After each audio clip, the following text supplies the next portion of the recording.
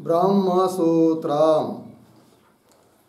ब्रह्मसूत्र ग्रंथ में page number 975 और 975 पेज के ऊपर से 8 नंबर की पंक्ति है। क्वचित पुण्य पाप हान सन्निधौ देवयान पंथा श्रूयते क्वचित न। ठीक, तो बात यह चल रही है तृतीय अध्याय तृतीय पाद और तृतीय अध्याय के तृतीय पाद का 17 नंबर का अधिकरण चल रहा है। कल हम लोगों ने इस अधिकरण के जो 6 अंग है उसको लिखा था। तो उसमें इस अधिकरण का विषय बताया था कि देवयान मार्ग जो है इसको उत्तरायण मार्ग भी कहते हैं, अर्चिरादि मार्ग भी कहते हैं, चाहे देवयान मार्ग बोलिए। तो वह उसका उपसंहार सभी जगह करना है क्या, इसका विचार अर्थात उसके उपसंहार का स्थल कौन सा है, यह इस अधिकरण का विचार विषय है। तब इस अधिकरण का जो भाष्य है वो अभी चालू हो रहा है। तो वही यह पंक्ति है, क्वचित पुण्य पाप हान सन्निधौ इत्यादि। इसके ऊपर लिखिए विचार विषय।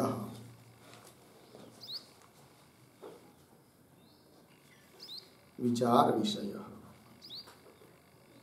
ठीक है।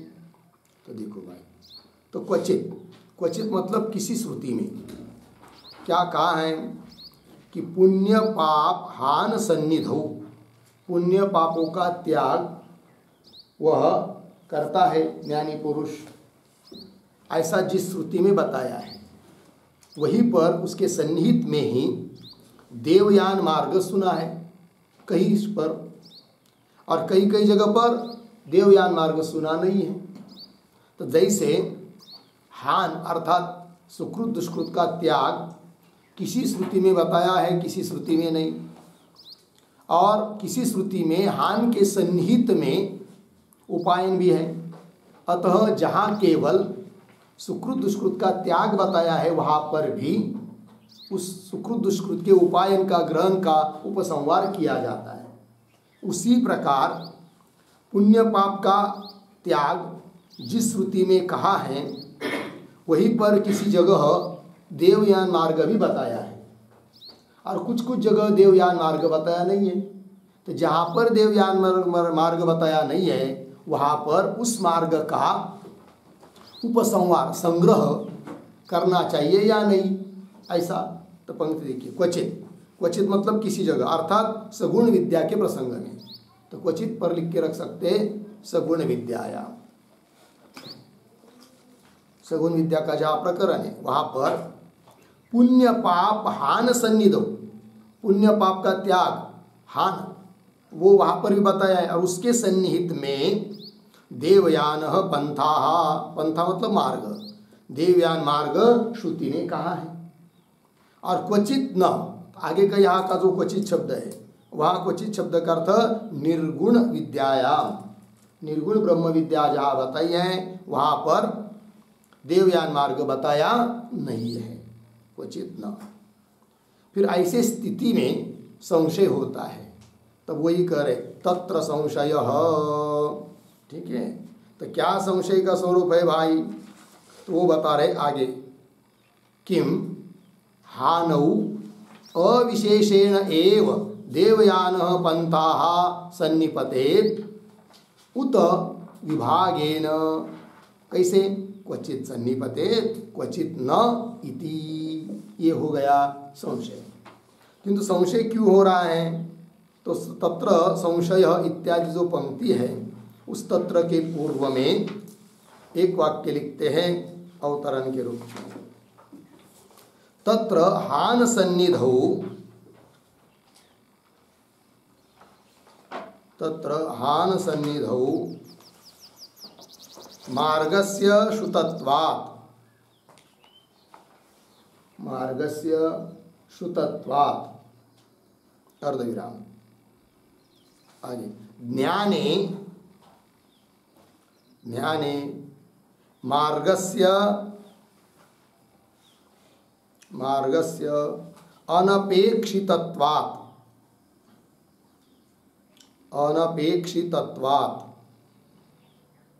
च संशयम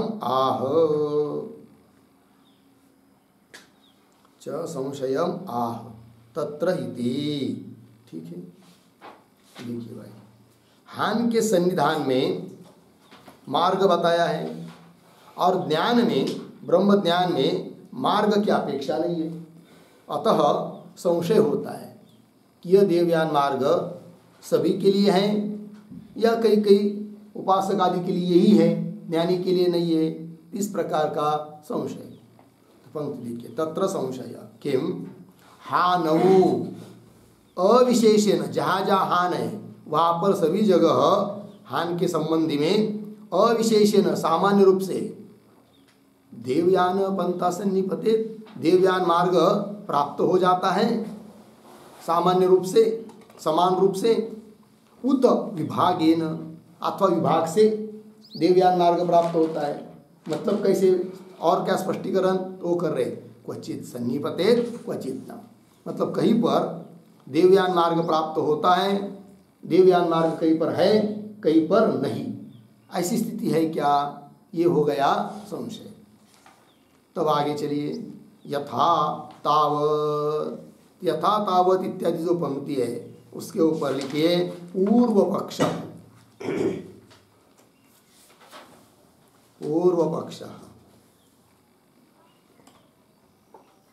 ठीक, और उस यथा के पूर्व में एक वाक्य भी लिख लेते हैं अवतरण के रूप में,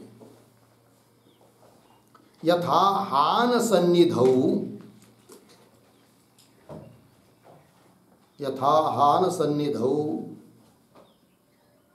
क्वचित श्रूयमाणस्य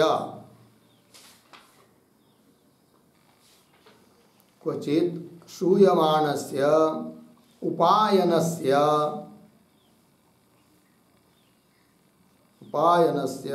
सर्वत्र अनुवृत्ति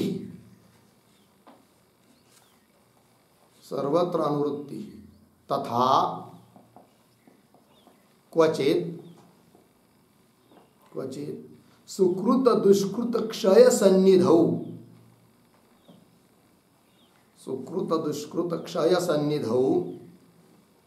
श्रुतः देवयानः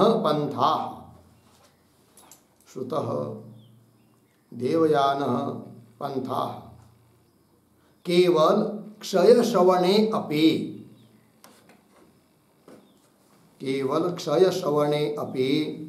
अनुवर्तते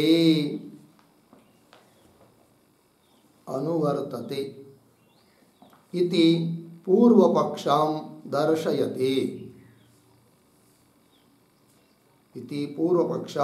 दर्शयति यथा इति।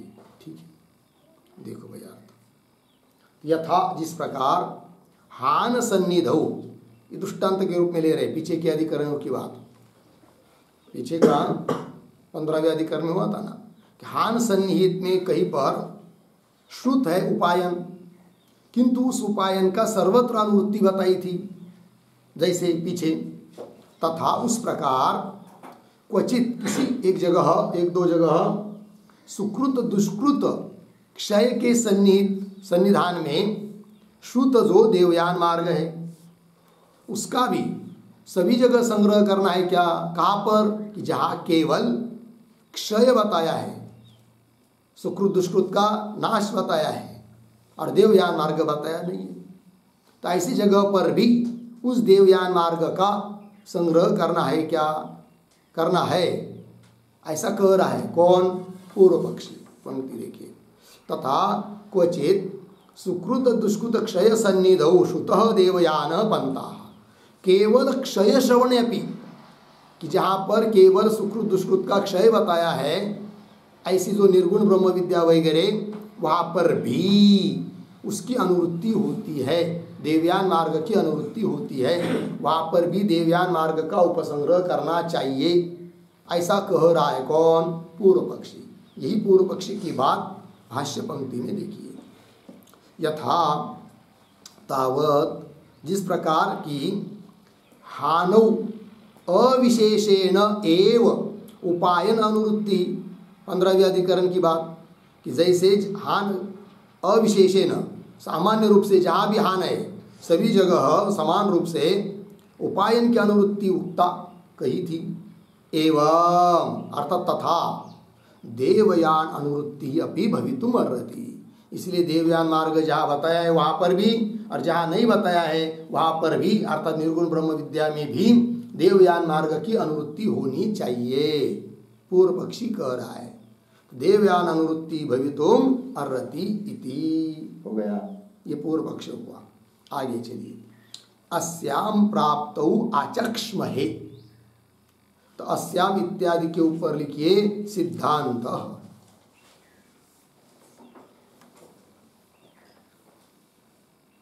और अस्याम के पहले एक वाक्य भी लिख लेते अवतरण, सिद्धांते, सिद्धांते सगुण विद्यावतः एव, सगुण विद्यावतः एव तद अपेक्षा, तद अपेक्षा इति विवक्षित्वा, इति विवक्षित्वा सिद्धांतयति, सिद्धांतयति अस्याम इति। ठीक है, देखिए भाई अर्थ, तो सिद्धांत में सगुण विद्या वालों के लिए ही उसकी अपेक्षा है, तद अपेक्षा, देवयान मार्ग की अपेक्षा है, ऐसी विवक्षा करके सिद्धांत को बता रहे हैं अस्याम इत्यादि पंक्ति से। तो पंक्ति को देखिए, अस्याम प्राप्त, मतलब इस प्रकार की आकांक्षा प्राप्त होने पर, या इस प्रकार का पूर्व पक्षी की बात प्राप्त होने पर आचक्ष्महे, उसका उत्तर हम देते हैं। तो सूत्रकार भगवान सूत्र के माध्यम से उत्तर दे रहे हैं, अतः पहले सूत्र का उच्चारण और अर्थ करेंगे, फिर आगे का भाष्य। तो सूत्र है, गतेरर्थवत्वमुभयथान्यथा हि विरोधः, गतेरर्थवत्वमुभयथान्यथा हि विरोधः। ठीक, चलिए लिखते हैं सूत्रावतरणम बराबर सुकृतादि हान सन्निधानोक्त, सुकृतादि हान सन्निधानोक्त देवयान गतेहे, देवयान गतेहे उपायनवद एव, उपायनवद एव सार्वत्रिक प्राप्ति ही भवति,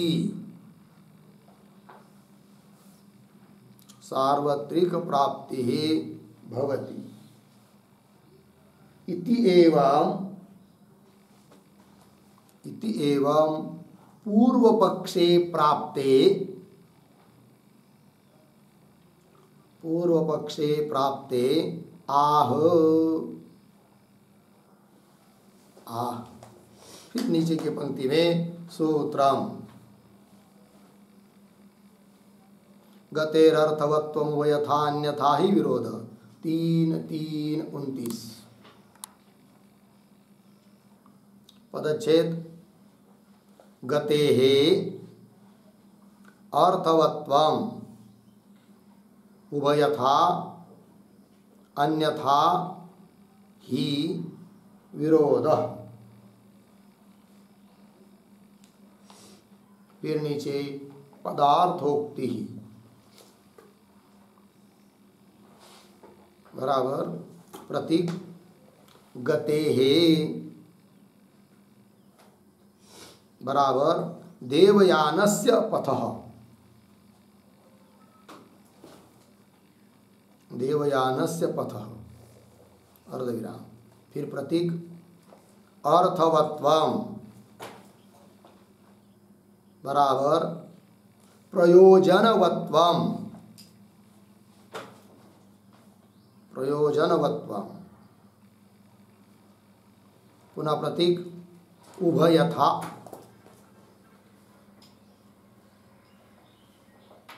बराबर द्विप्रकारेण,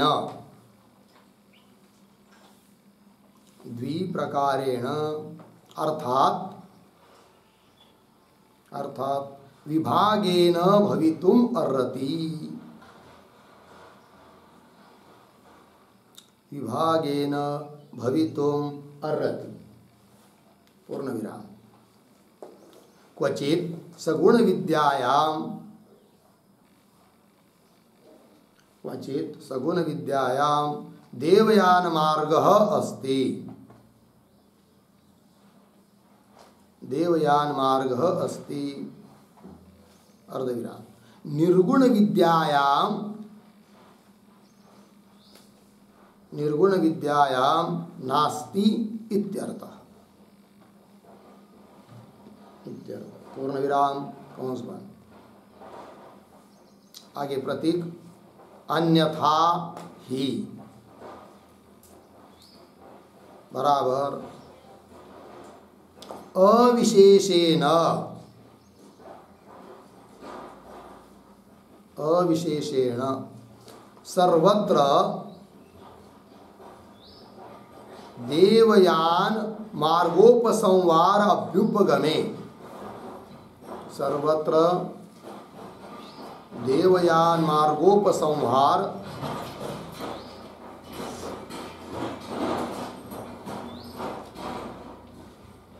देवयान मार्गोपसंहार अभ्युपगमे ही।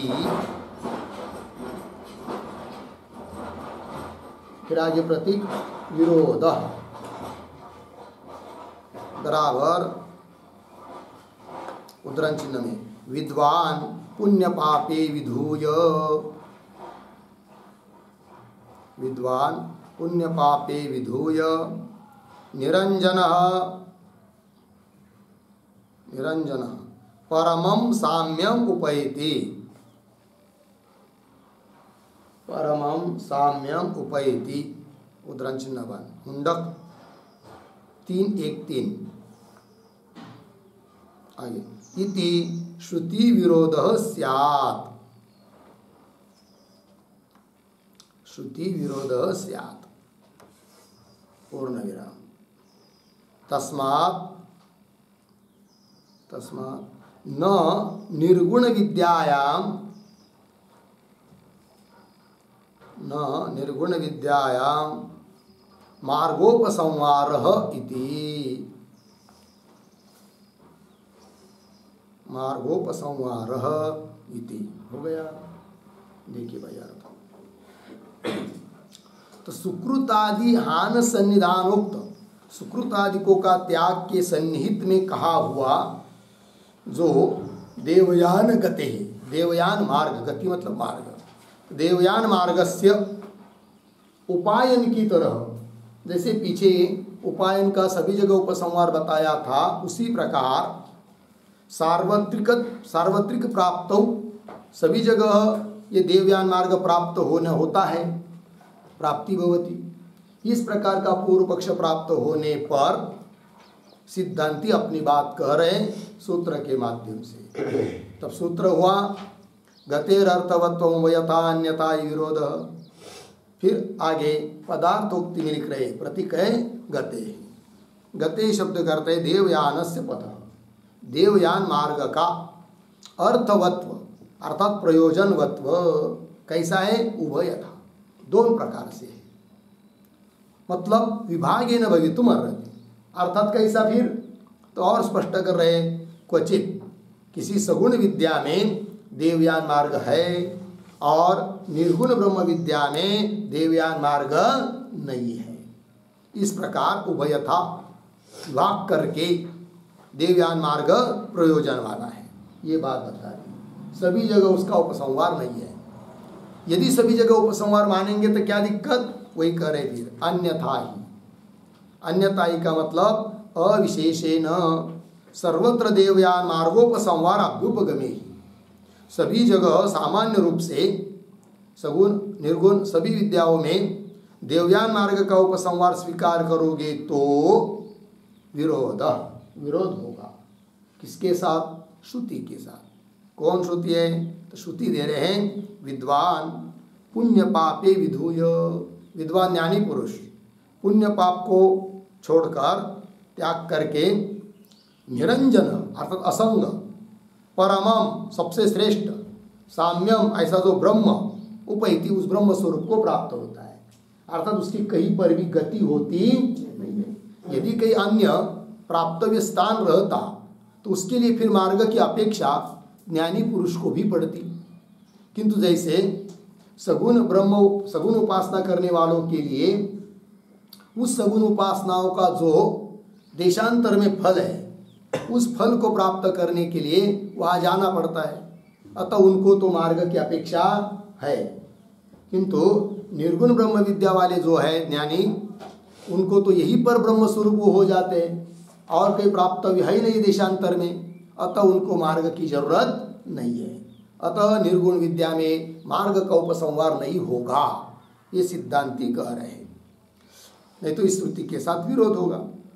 इसलिए न निर्गुण विद्याया मार्गोपसंहार, निर्गुण विद्या में मार्ग का उपसंहार मार्ग का संग्रह नहीं है, मार्ग की जरूरत नहीं है निर्गुण विद्या में, ये बात बता दी। ठीक है, चलिए आगे भाष्य में आचक्ष में आगे गते ही प्रतीक है, सूत्रस्थ पद है। गते शब्द का अर्थ कर रहे हैं देवयानस्य पथ, पथ मार्ग, देवयान मार्ग का क्या अर्थवत्वम, ये भी प्रतीक है। उभयथा अर्थवत्वम प्रयोजनवत्वम, उभयथा मतलब उभयता शब्द का अर्थ कर रहे हैं विभागेन भवितुम अर्हति, विभाग करके ही उसकी प्रयोजनवत्ता होना उचित है। किसकी? देवयान मार्ग। वो कैसे? तो आगे कह रहे हैं क्वचित अर्थवती गति ही क्वचित न, कहीं पर गति सार्थक है प्रयोजन वाली है और कहीं पर नहीं इति, ये इस प्रकार से विभाग करके ही उस गति का अर्थात मार्ग का अर्थवत्व हो सकता है। न अविशेषेण, क्वचित न के बाद अर्ध विराम दीजिए, आगे अलग है न अविशेषेण। अविशेष मतलब समान रूप से सभी जगह देवयान मार्ग का उपसंहार नहीं है। बोलेंगे करेंगे तो क्या, सभी जगह उपसंहार मानेंगे तो क्या होगा? तब आगे करें अन्यथा ही अविशेषेण एव एतस्याम गतौ अंगीक्रियमाणायाम विरोधः स्यात्, विरोध होगा। ठीक है, तो ये जो पंक्ति अन्यथा ही इत्यादि, उस अन्यथा के पहले एक वाक्य अवतरण, प्रतिज्ञां व्याख्याय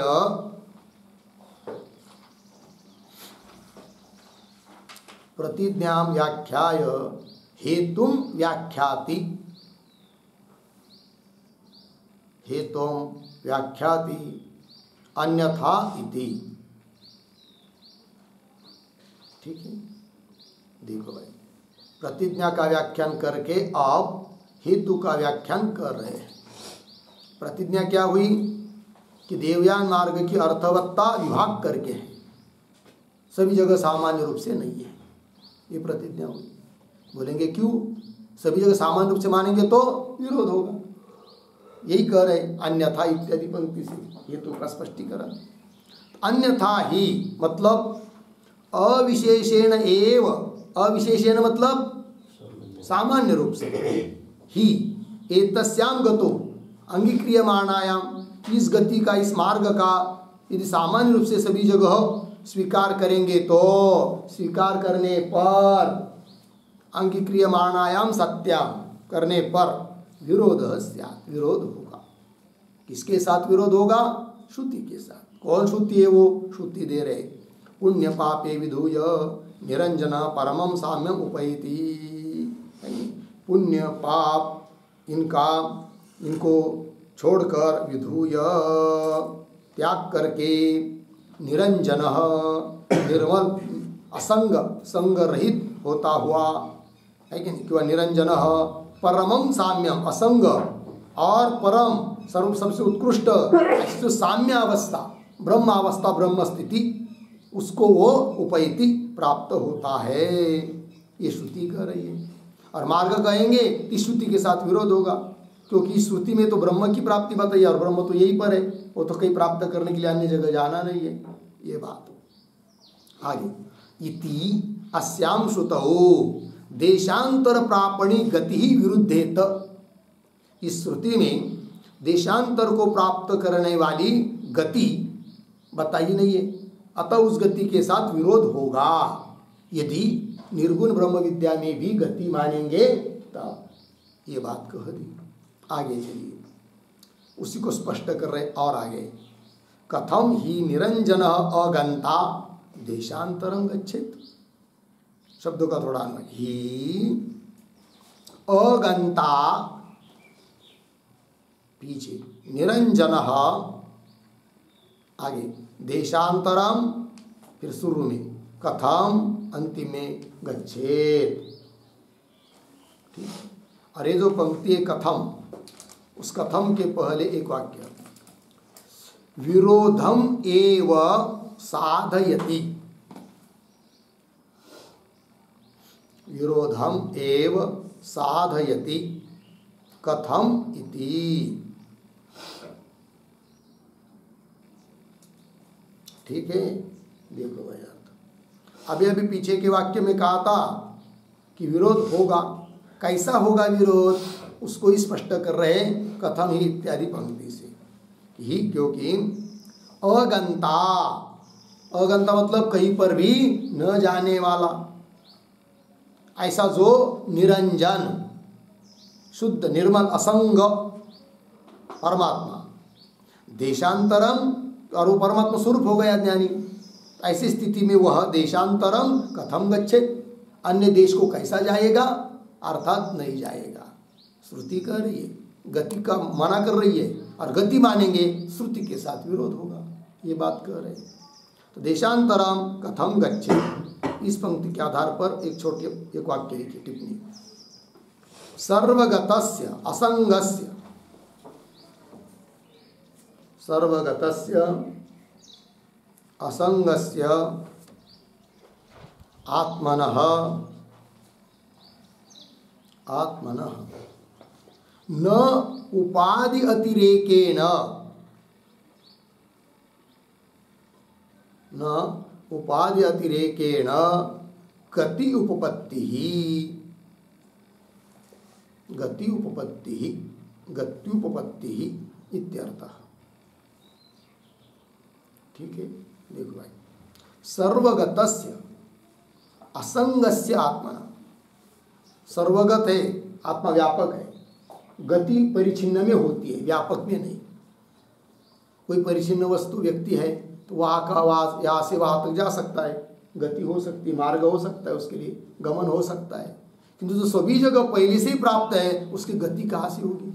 अज्ञानी पुरुष तो ब्रह्मरूप हो गया है, उपैति कह दिया। तो सर्वगतस्य, दूसरी बात असंगस्य, ऐसा जो आत्मा, उसकी गति कहना पड़े, कहना है तो उपाधि बताना पड़ती है, न उपाधि अंतरेण, उपाधि के बिना गति की उत्पत्ति परमात्मा में नहीं है, अतः उसका गमन नहीं होगा ज्ञानी पुरुष का, ये बात बता दी। तो गमन ही नहीं है तो मार्ग किस लिए, फिर उसको मार्ग की जरूरत नहीं है ज्ञानी पुरुष को, ये बात बता दी।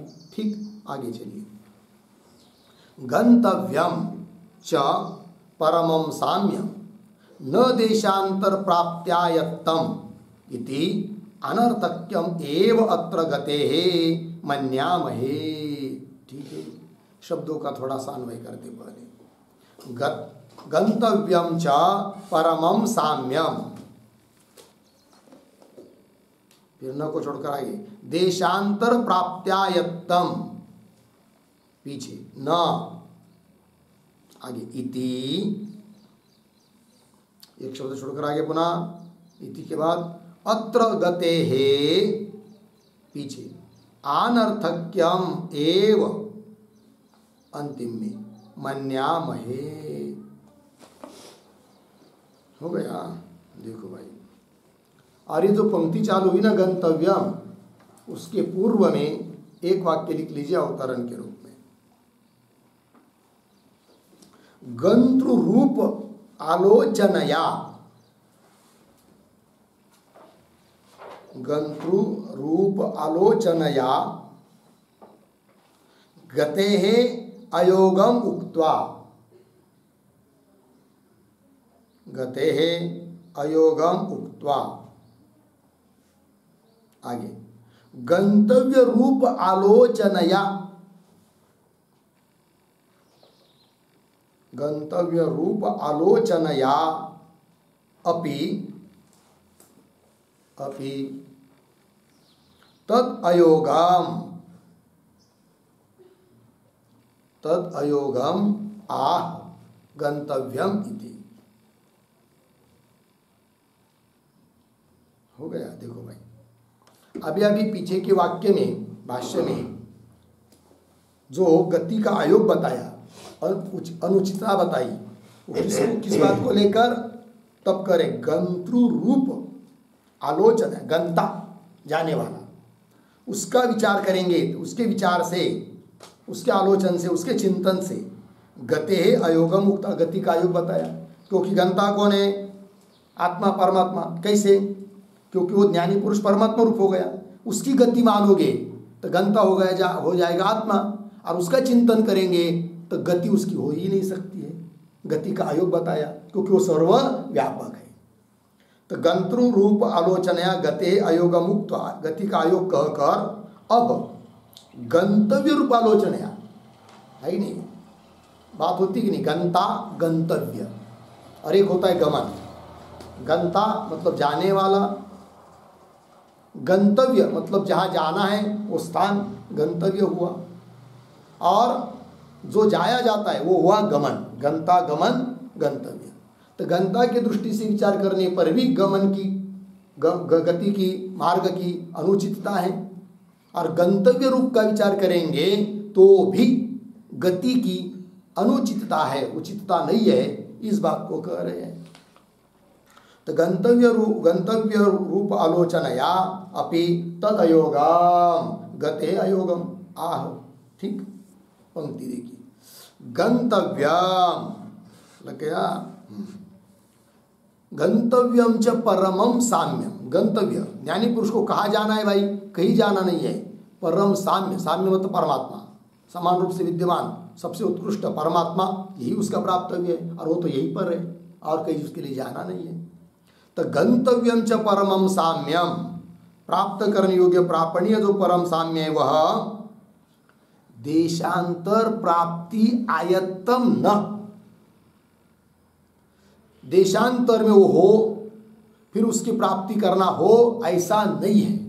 तो देशांतर प्राप्ति आयत्तम, आयत्तम का अर्थ लिखिए अधीन, देशांतर प्राप्ति के अधीन नहीं है ज्ञानी पुरुष का प्राप्तव्य है। जैसे सगुण उपासना करने वालों के लिए जो गंतव्य है वो अन्य देश में कहीं पर स्थित है, ब्रह्मलोक वगैरह, और वहाँ पर उसको जाना है, अतः देशांतर प्राप्ति के अधीन है उनका गंतव्य।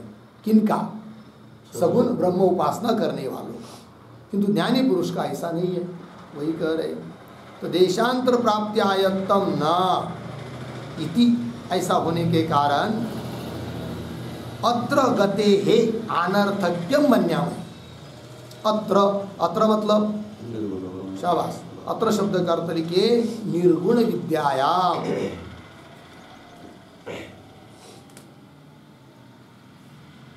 अत्र गते हे अनर्थक्यम मन्यामहे। गति यहाँ पर अनर्थक है। अनर्थक मतलब अनर्थक्यम का अर्थ लिखिए निष्प्रयोजनम। मन्यामय मानते हैं हम लोग, या निर्गुण ब्रह्म विद्या में गति निष्प्रयोजन है, कोई काम की नहीं, गति हो ही नहीं सकती है, इस बात को हम मानते हैं, ऐसा कह दिया। ये 29 नंबर के सूत्र का भाष्य पूरा हुआ। ठीक, आगे चलते हैं।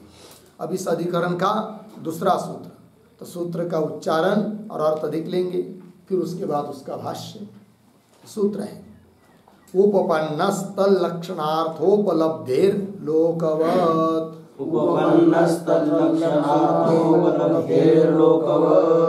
ठीक है, चलिए भाई लिखते हैं सूत्रावतरणम। बराबर पूर्वसूत्रेण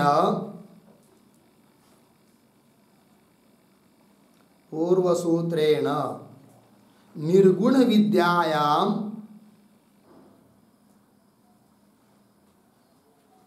विद्यायां गति व्यर्था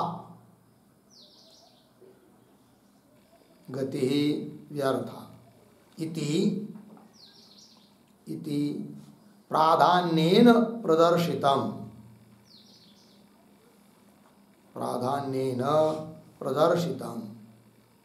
अर्धविराम। अनेन द्वितीयेन सूत्रेण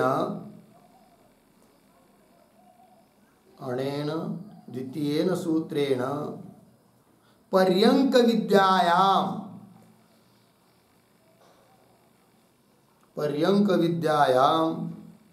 गतेः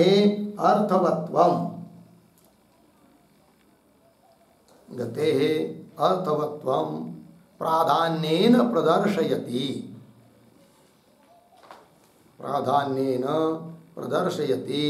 उपपन्नः इति। ठीक।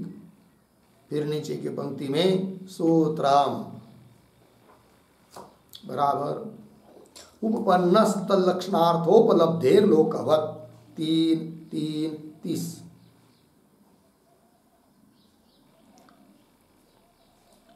फिर पदच्छेद उपपन्नः तल्लक्षणार्थोपलब्धेः लोकवत्।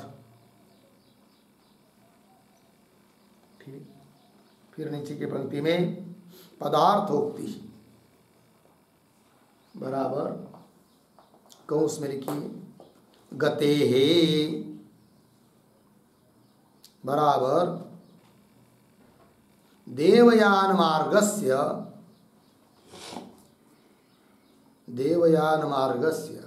उभयथा भावः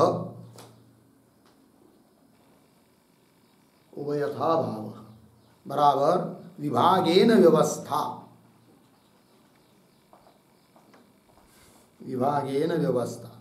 आगे की तरफ बांध देकर कौंस बंद। फिर प्रतीक उपपन्नः बराबर युक्तियुक्तः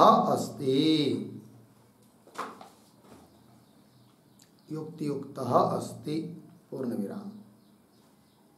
आगे कौंस में कुतः प्रश्न चिन्ह।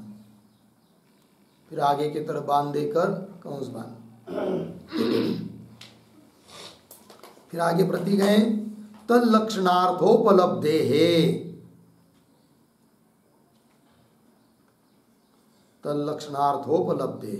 बराबर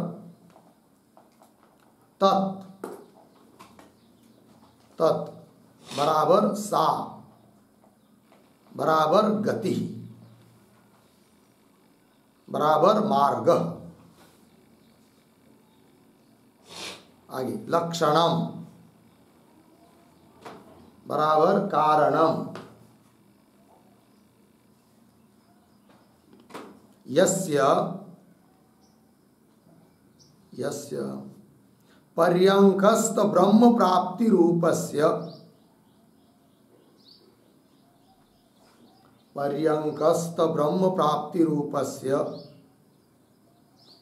सगुण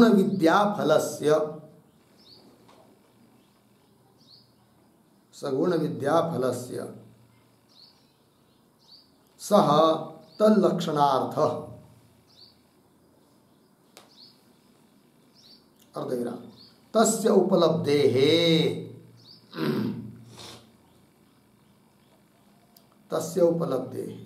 बराबर श्रुतिषु प्रत्यभिज्ञानात्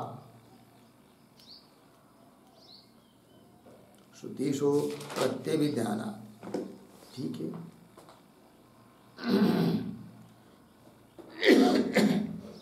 कौंस में लिखिए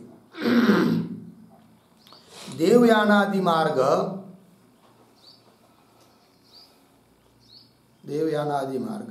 जिस पर्यंकस्त ब्रह्म प्राप्ति रूप पर्यंकस्त ब्रह्म प्राप्ति रूप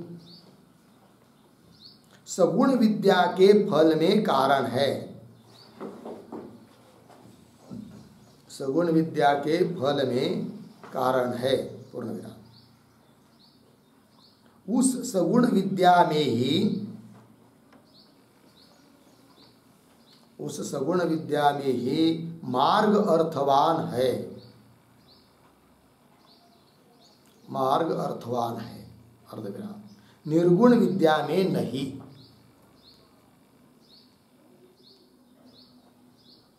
निर्गुण विद्या में नहीं इत्यर्थः, पूर्ण विराम कौन। आगे प्रतीक लोकवत, लोकवत बराबर यथा लोके, यथा लोके ग्राम प्राप्तये, ग्राम प्राप्तये मार्गः अपेक्षते, मार्गः अपेक्षते, अर्धविराम। न आरोग्य प्राप्तये, न आरोग्य प्राप्तये तद्वत् इत्यर्थः।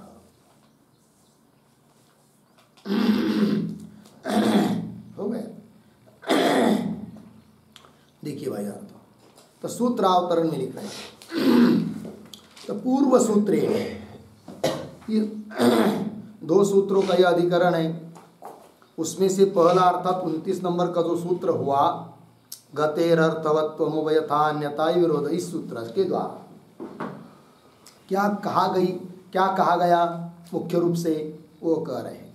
तो पूर्व सूत्रेण निर्गुण विद्यायाम, निर्गुण विद्या में गति व्यर्थ है, इस बात को मुख्य रूप से बताया, प्राधान्य ने प्रदर्शित।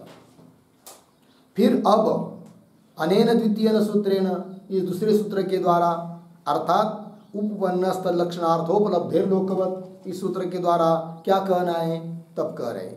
अनेन द्वितीयन सूत्रेण पर्यंक विद्यायाम गतेः अर्थवत्वम प्राधान्येन प्रदर्शयति। तो पर्यंक आदि जो सगुण विद्या है उसमें गति अर्थात मार्ग की अर्थवत्ता है, इस बात को प्रधान रूप से कह रहे हैं।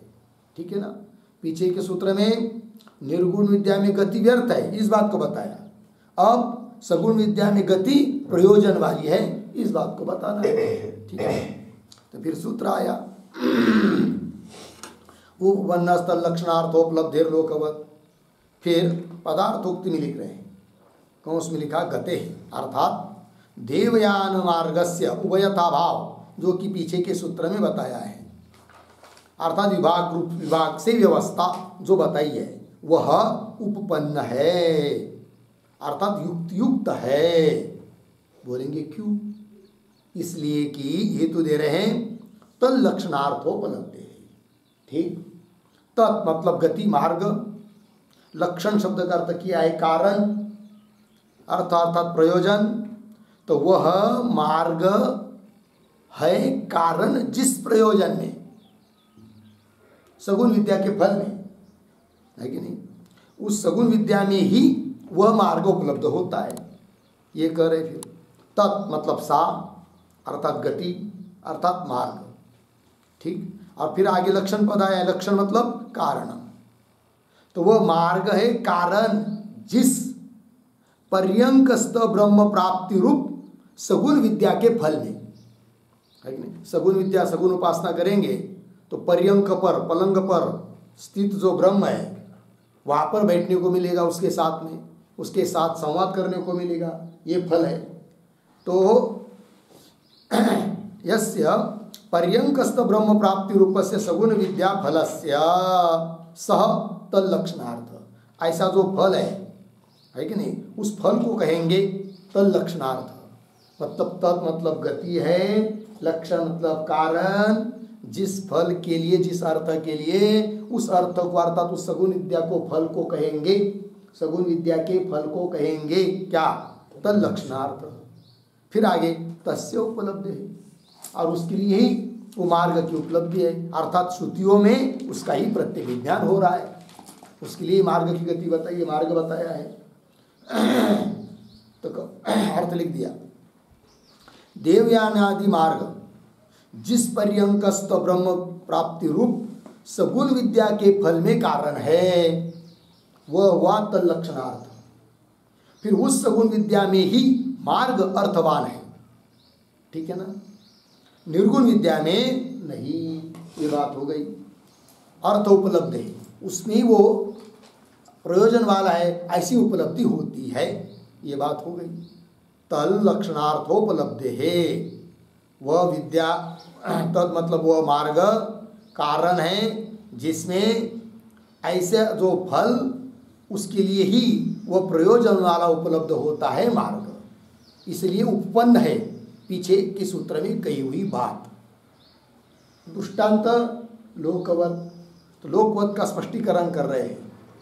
यथा लोके, लोक व्यवहार में ग्राम प्राप्त है, किसी गांव की प्राप्ति करना है तो उसके लिए मार्ग अपेक्षित है। आड़स को जाना है तो फिर पूछना पड़ेगा, जिसको मालूम नहीं है कि आड़स को जाने का मार्ग कौन सा है, तो मार्ग की जरूरत है ग्राम प्राप्ति के लिए, ठीक। किंतु किसी को आरोग्य प्राप्त करना है, दवा दे दिया बैठा है, फिर वो ऐसा नहीं कहेगा कि बाबू मुझे आरोग्य प्राप्त कर थोड़ा घूम फिर के आता हूँ, कोई ज़रूरत नहीं जाने की। एक जगह बैठकर आराम करेंगे तो भी आरोग्य प्राप्त हो जाएगा, कहीं जाने की जरूरत नहीं, मार्ग की जरूरत नहीं है। न आरोग्य प्राप्त है तद्वत इत्यर्थ लगे अर्थ। उस प्रकार सगुण विद्या का फल दो, सगुण विद्या का फल दो है, उसके प्राप्ति के लिए तो मार्ग की जरूरत है। किंतु निर्गुण विद्या का फल दो ब्राह्मी स्थिति, ब्रह्म स्वरूप की प्राप्ति, वो तो यहीं पर है, अतः उसके लिए मार्ग की जरूरत नहीं है। यह अर्थ हो गया। चलिए फिर अब भाष्य। उपपन्नः च अयम् उभयथा भावः क्वचित अर्थवती गति क्वचित न इति, ठीक है, थोड़ा सा अन्वय। क्वचित अर्थवती गति क्वचित न इति, पीछे अयम उभयथा भावः, पीछे उपपन्नः, ठीक है। तो कहीं पर अर्थवती प्रयोजन वाली गति है, मार्ग है, कहीं पर नहीं। यह जो उभयथा भाव बताया है, विभाग करके व्यवस्था की है, वह उपपन्न है, अर्थात युक्ति युक्त है। तो बोलेंगे क्यों, हेतु दे रहे फिर आगे। तल लक्षणार्थोपलब्धे है, ये सूत्रस्थ पद है, हेतु दे दिया। तो ये जो तल लक्षणार्थोपलब्धे पद है, उसके पीछे एक वाक्य लिखते अवतरण, क्वचित क्वचित अर्थवती गति, अर्थवती गति इत्यत्र हेतुम अवतार्य, इत्यत्र हेतुम अवतार्य लक्षण शब्दस्य, लक्षण शब्दस्य लक्षणया, लक्षणया कारणार्थत्वं गृहीत्वा, कारणार्थत्वं गृहीत्वा व्याचष्टे, व्याचष्टे तद इति, ठीक है। देखो यार, तो क्वचित अर्थवती गति, कहीं पर अर्थवती सार्थक गति है, प्रयोजन वाली है। यह जो बात बताई उसके लिए हेतु को अवतरित करते हुए, हेतु को देते हुए, उस हेतु में जो लक्षण शब्द आया है उसकी लक्षणा करके अर्थ करेंगे कारण, कारण अर्थवत्व गृहीत्वा व्याचष्टे, व्याख्यान कर रहे हैं, ठीक है। तो तद लक्षणार्थोपलब्धे है, हो गया ना जी। तद मतलब गति, लक्षण मतलब कारण, तो गति कारण रूप अर्थ सगुण उपासनाओं में उपलब्ध होने से यह अर्थ हुआ इस शब्द का, तद लक्षणार्थोपलब्धे है कि नहीं। इसलिए क्या, मार्ग का कथन उपपन्न है, पीछे बताया हुआ। तो ये जो पंक्ति है तल लक्षणार्थोपलब्धे है, इसका अर्थ थोड़ा लिख लीजिए। गति कारण रूप अर्थ, गति कारण रूप अर्थ सगुण उपासनाओं में, सगुण उपासनाओं में उपलब्ध होने से, उपलब्ध होने से मार्ग का उभयथा भाव, मार्ग का उभयथा भाव बराबर विभाग से व्यवस्था, विभाग से व्यवस्था उपपन्न अर्थात युक्त युक्त है, अर्थात युक्त युक्त है इत्यर्थ। हो गया। चलिए भाई, तो गति कारण रूप अर्थ सगुण उपासनाओं में उपलब्ध होने से, यह अर्थ बता दिया तल लक्षणार्थ उपलब्ध इस पद का। फिर इस हेतु से क्या सिद्ध हुआ? मार्ग का उभयता भाव विभाग से व्यवस्था उपपन्न है, यह अर्थ सिद्ध हुआ। ठीक, चलिए आगे भाष्य। तल लक्षणार्थ उपलब्धि, आगे उसी का स्पष्टीकरण कर रहे हैं। गति कारणभूत ही अर्थ, तत् मतलब गति, लक्षण मतलब कारण, तो गति कारण भूत कारण स्वरूप गति है कारण जिसमें, ऐसा जो अर्थ, कौन अर्थ? पर्यंक विद्यादिषु सगुण उपासनेषु उपलब्धते, पर्यंक विद्यादि जो सगुण उपासनाओं में उपलब्ध होता है, कौन है वो?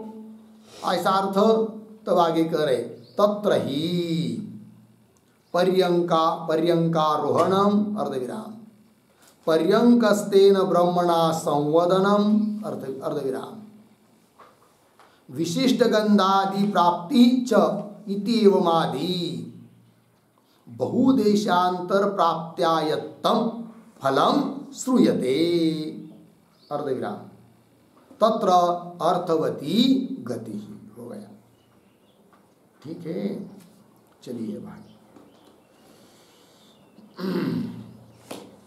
तो ये जो तत्र ही इत्यादि पंक्ति है उसके पीछे एक छोटा वाक्य, उपलब्धिम एव अभिनयति, उपलब्धिम एव अभिनयति तत्र इति, उस उपलब्धि को ही अभिनय करके दिखा रहे हैं। तो सगुण ब्रह्म विद्या में कारण है मार्ग, तो सगुण ब्रह्म विद्या का जो फल है उसके लिए कारण है मार्ग, तो वो मार्ग है कारण जिस अर्थ में, जिस प्रयोजन में, ऐसे सगुण ब्रह्म विद्या में उपलब्धि हो रही है, तो उपलब्धि का अभिनय करके दिखा रहे। थोड़ा कमी कर, तत्र ही पर्यंकारोहणम, तत्र उस सगुण उपासनाओं के फल में, फल है पर्यंकारोहणम, उस ब्रह्म के साथ पर्यंक में बैठना, पर्यंक पर आरोहण करना, ये बात। और पर्यंकस्तेन ब्रह्मण संवदनम, पर्यंक पर, पलंग पर स्थित जो ब्रह्मा है, हिरण्यगर्भ वगैरह जो भी होगा सगुण ब्रह्म, उसके साथ बैठकर उसके साथ संवाद करना। फिर और विशिष्ट प्रकार की गंधादिकों की प्राप्ति, च इति एवं आदि इत्यादि बहुत सारा अर्थ फल, इति एवं आदि बहु देशांतर प्राप्त्यायत्तम, आयत्तम अधीन, देशांतर अन्य देश के प्राप्ति के अधीन है फल, वहां पर मार्ग आवश्यक है, ये बात। देशांतर प्राप्त्यायत्तम फलम श्रूयते तत्र अर्थवती गति। तत्र, तत्र मतलब भाई, तत्र शब्द का अर्थ लिखिए, पर्यंक विद्या सगुणोपास्ति सप्तम्य अर्थ, तत्र मतलब सप्तमी का अनुकरण हुआ है, तो पर्यंक विद्या सगुणोपास्ति, सप्तमी अर्थ। ठीक, अर्थात पर्यंक विद्या रूप जो सगुण उपासना है उसमें ही सार्थक है गति अर्थात मार्ग हुआ, ये बात बताइए आगे। अब नहीं सम्यक दर्शने तल्लक्षणार्थोपलब्धि अस्ति। ठीक है, अब ये जो पंक्ति नहीं, नहीं के पहले एक वाक्य लिखिए, निर्गुण विद्यायाम अपि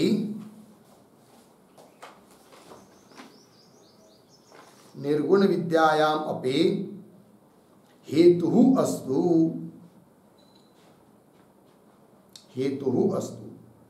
इति आशंक्य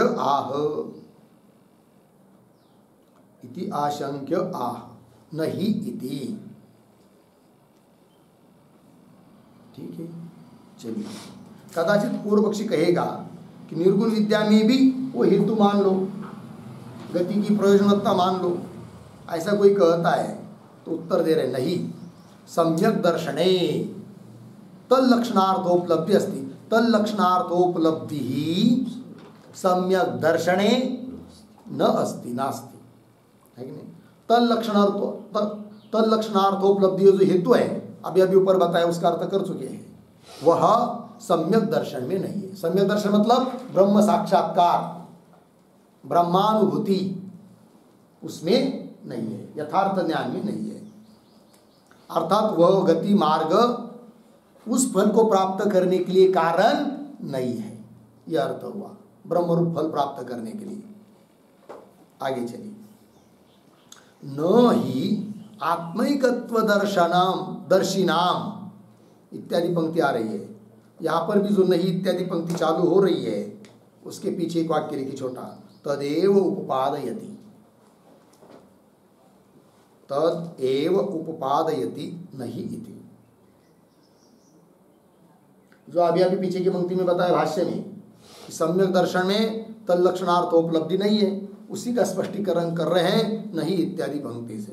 तो न का अन्वय बाद में ही आत्मैकत्वदर्शिनाम, एक बात, आत्मकामानाम इह एव दग्ध अशेष क्लेश बीजानाम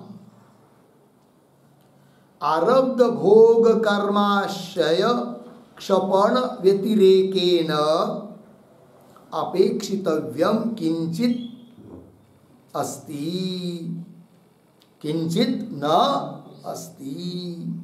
ठीक, अर्धविराम। तत्र अनर्थिका गति हो गया, गति सार्थक कहाँ है इसके पहले बता दिया। अब गति निष्प्रयोजन प्रयोजन शून्य कहाँ है इस बात को बता रहे हैं। ठीक है, तो देखिए, ही सम्यक दर्शन नहीं, ही आत्मैकत्व दर्शनाम, एकमात्र आत्मा का साक्षात्कार जिनको हुआ है ऐसे ज्ञानी पुरुषों के लिए। ठीक है ना, आत्मैकत्व दर्शनाम, आत्मैकत्व दर्शी। और कैसे पुनः वो आप्त कामाना, आप्त कामाना मतलब क्या भाई, तो जो पूर्ण काम हो चुके हैं, अर्थात जिनको परमानंद प्राप्त हो चुका है। तो आप्त कामानाम का अर्थ लिख सकते हैं प्राप्त परमानंदानाम, प्राप्त परमानंदानाम, प्राप्त हुआ है परमानंद जिनको, अब कोई काम इच्छा नहीं रही, प्राप्त परमानंदानाम। ठीक है, आगे चलिए। तो आत्मैकत्वदर्शिनाम आप्त कामानाम इह एव, इह मतलब, यह शब्द का अर्थ लिखिए जीवत दशायाम एव, जीति जी ही, जीवत दशायाम एव। ठीक है, अब आगे तो इष्ट की प्राप्ति बताई अभी तक, है कि नहीं, अब तक कामना इत्यादि से। अब अनर्थ की निवृत्ति ये भी बता रहे हैं आगे, यह एव दग्ध अशेष क्लेश बीजानाम, है कि नहीं, दग्ध हो गए हैं संपूर्ण क्लेश और उनके कारणभूत बीज, आशय अविद्या या शरीरादि है ना, अविद्यादि जिनके, है कि नहीं। दग्ध अशेष मतलब संपूर्ण, दग्ध मतलब जल गए हैं, क्या, क्लेश, है कि नहीं, दुख, और उनका बीज अविद्यादिक, ये सब दग्ध हुआ है जिनका। तो दग्ध अशेष क्लेश बीजानाम, ठीक है, मतलब क्या हुआ, निरस्त समस्त अनर्थवत्वम, ये बताया, जिनका सभी अनर्थ नष्ट हुआ है। इष्ट की प्राप्ति हुई है, अनर्थ की निवृत्ति हुई है। ऐसे लोगों के लिए, ज्ञानी लोगों के लिए कितनी बात की अपेक्षा है, केवल वो बता रहे हैं, जिसके लिए मार्ग की जरूरत नहीं है वो करे। फिर आरब्ध भोग कर्म आशय क्षपण व्यतिरेकेन, है कि नहीं, व्यतिरेकेन अपेक्षितव्यम किंचित न, बस इतनी अपेक्षा है और कोई अपेक्षा नहीं है। क्या? आरब्ध भोग, आरब्ध मतलब जिसके लिए विशेष रूप से आरंभ हुआ है, ऐसे जो भोग अर्थात प्रारब्ध कर्म, ठीक है कि नहीं। तो देखिए भाई, तो प्रारब्ध भोग कर्म, प्रारब्ध से प्राप्त होने वाला जो भोग है और वो जो कर्म है, और उसका जो आशय मतलब क्या, स्थान, शरीर आदि, ये उनका क्षपण मतलब नाश, उससे व्यतिरिक्त कुछ भी उनको अपेक्षा नहीं है। बस वो केवल प्रतीक्षा करते रहते हैं, चलो ये बचा हुआ प्रारब्ध पूरा करना है, और जिस शरीर को लेकर प्रारब्ध भोग रहे हैं, ये जब तक है प्रारब्ध तब तक रहेगा, फिर इसका नाश हो जाएगा धीरे धीरे। इतनी अपेक्षा करके प्रतीक्षा करके बैठते हैं और कोई उनको अपेक्षा नहीं है। ऐसी स्थिति में उनको मार्ग की जरूरत है क्या? फिर नहीं, ये बात कही जा रही है, ठीक है। तो दग्ध अशेष क्लेश बीजानाम, ये होगा इतना आरब्ध भोग कर्माशय। और ये बात भी यहाँ से मालूम पड़ती है क्या, कि कोई लोग कहते हैं कि नहीं, ज्ञान प्राप्त होने के बाद उपादान करना, विद्या नष्ट हुई तो तुरंत देह पढ़ना चाहिए, किंतु ऐसी बात नहीं है। इससे मालूम पड़ रहा है कि सद्य देहपात नहीं है, तुरंत देहपात नहीं होता है। जब तक प्रारब्ध है तब तक देह रहता है, ज्ञान होने के बाद भी।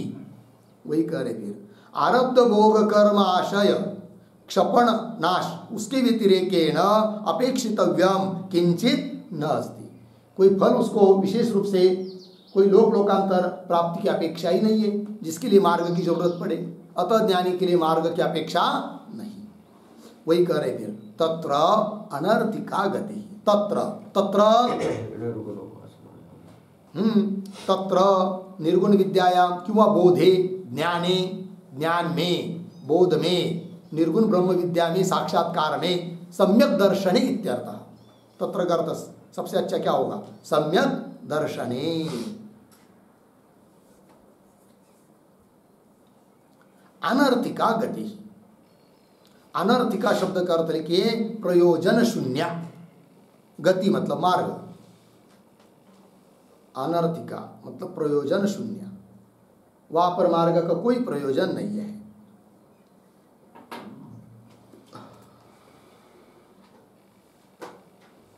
ठीक, आगे चलिए। लोकवच्चा एष विभाग द्रष्टव्य। अब क्या कर रहे भाई? लोकवच्च, तो लोकवच्च इसके पहले एक वाक्य, क्वचित अर्थवती गति, क्वचित अर्थवती गति, क्वचित न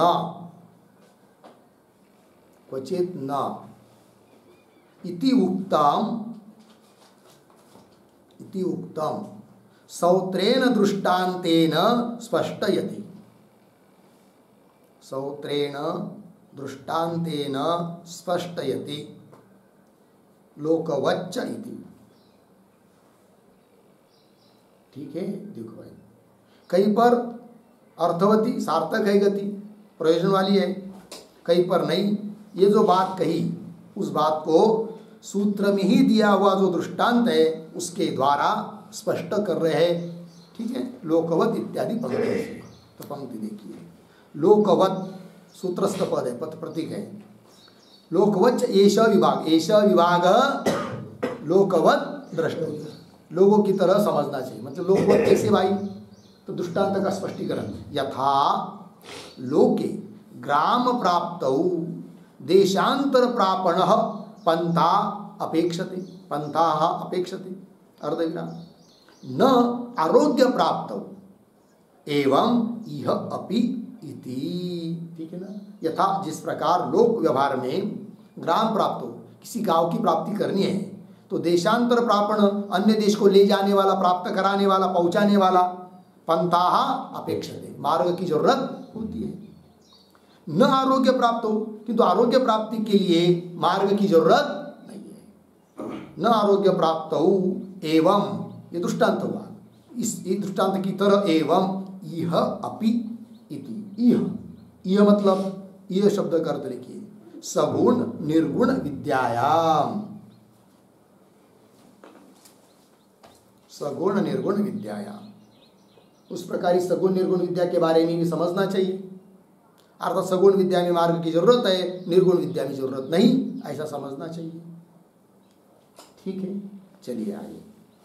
अब कोई कहेगा अरे भाई आप देवयान मार्ग, ये अर्चरादि मार्ग ये सब बोल रहे हैं, किंतु इसका बहुत अच्छी तरह से वो कैसा कैसा मार्ग, कहाँ क्या क्या, ये सब तो स्पष्ट हुआ नहीं। तो बोलेंगे चिंता मत करो, वो बात यहाँ नहीं कहेंगे, आगे कहेंगे। कहाँ कहेंगे आगे? तब लिख रहे भूयः च एनम विभागम चतुर्थाध्याये निपुणतरम उपपादयिष्यामः। भूय पुनः च एनम विभागम, इस विभाग को चौथे अध्याय में, है कि नहीं, निपुणतरम मतलब बहुत अच्छी तरह से उत्पादन करेंगे, इस विभाग को अच्छी तरह से और विभाग करेंगे। कहाँ पर उत्पादन करेंगे, कथन करेंगे? चौथे अध्याय में। इसलिए यहाँ पर इतना ही विवेचन करते और रुक जाते। इसके साथ साथ ये 30 नंबर के सूत्र का भाष्य पूरा हुआ और ये अधिकरण भी समाप्त हुआ 17 नंबर का। अब आगे चलेगा 18 नंबर का अधिकरण, उसका विचार हम लोग कल करते हैं। ओम पूर्णमदः पूर्णमिदं